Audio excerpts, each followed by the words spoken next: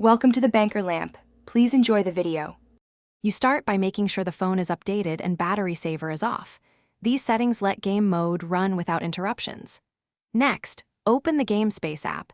This is where Huawei collects games and tools. When GameSpace asks for permissions, allow overlays and notifications so the assistant can show its floating panel. Once done, GameSpace is ready and will let you add titles. Don't skip permissions, because they enable performance and do not disturb features while you play. You now add the specific games. Tap the add icon and select each installed game so game mode controls them. Once the games are listed, go into GameSpace settings and turn on the Game Assistant. This gives you the floating dock and quick controls.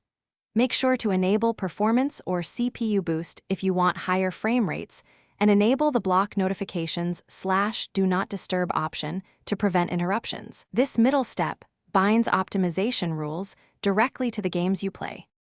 You finish by launching a game from inside GameSpace and verifying the floating game assistant appears with shortcuts for recording, performance, and do not disturb. If the assistant doesn't show, open Settings App Special Access and allow overlays for GameSpace. Then set the game's battery management to no restrictions so the system won't throttle it. If problems persist, update or reinstall Huawei's Game Center / GameSpace and reboot. This usually restores the assistant and... Thanks for watching. If this was helpful, leave a like and consider subscribing. See you next time.